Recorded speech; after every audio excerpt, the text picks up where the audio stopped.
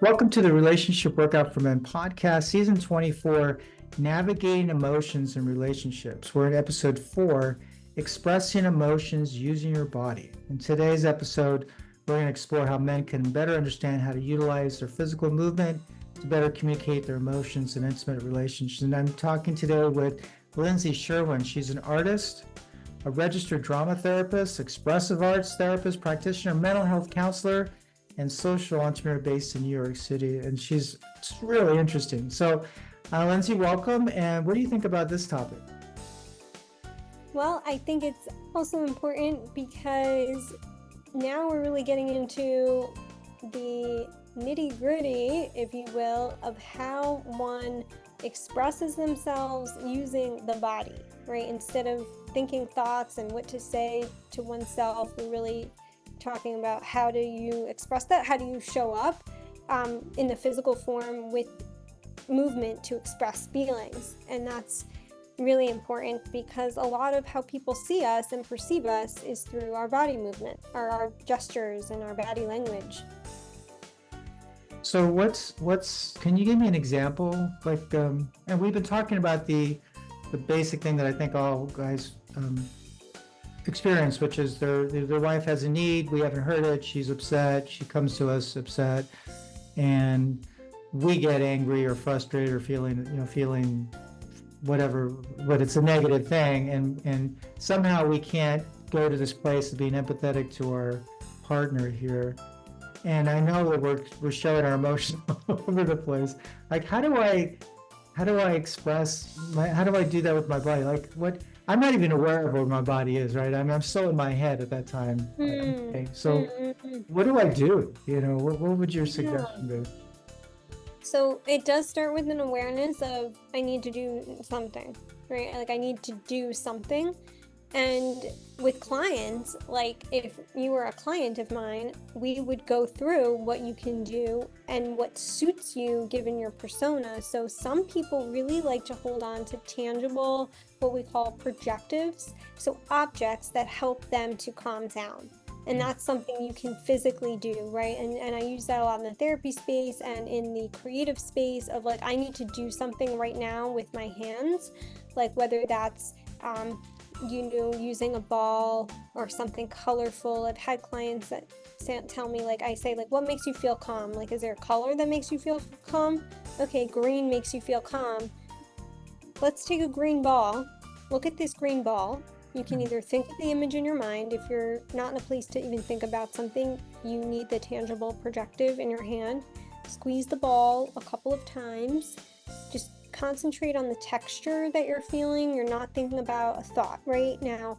When somebody is really having trouble with expressing in the body, they can think about what they see in their environment. That is another way to calm down, right? So I see, this blue dot, right? Or I see this yellow shadow or whatever it is. Like you're just pointing out, like it sounds kind of silly, but that's really going to get your mind off of the problem that you're continuously recycling and getting angry about and back into the body. Now again, so you can use the projectives, you can use something to hold on to, something tangible. Get yourself a squishy ball, or a fidget toy is also really good there for adolescents, but a lot of adults use them, like fidget toys to spinner or a spinner.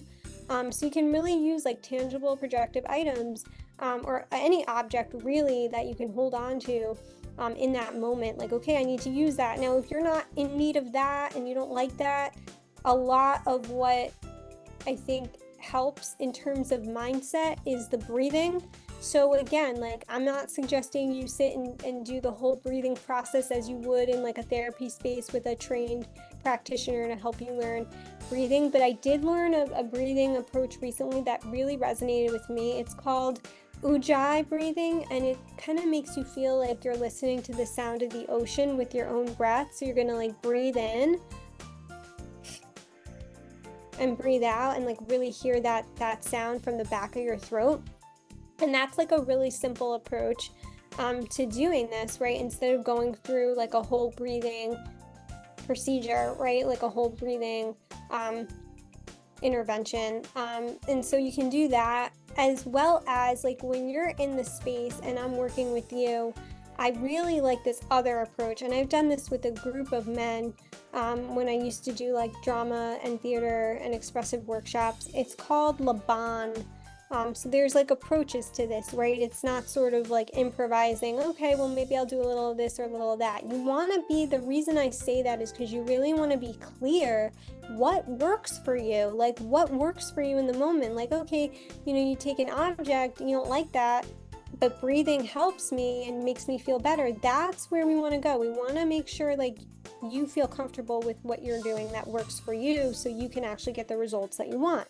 So with Laban, let's go back to that for a moment. I'd love to talk about this. So Laban movement is like it's like almost like a dance therapy intervention, and it's really great. It's like physicalizing, so it's helping to physicalize your character.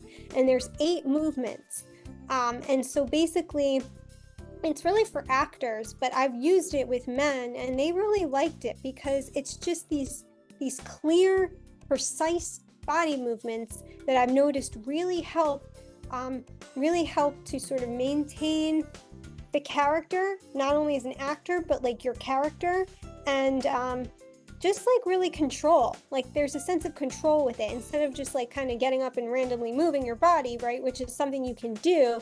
I don't know like how many people would just be like, okay, I want to get up and move right now. They kind of think that's weird. Like, why am I doing that? So if you get like more specific with this categorized human movement, as they call it, you have different components to the movement. So here's a really cool thing about it. It has the 8 movements, like I said, and they've broken up into these component parts. So it's direction, weight, speed, and flow.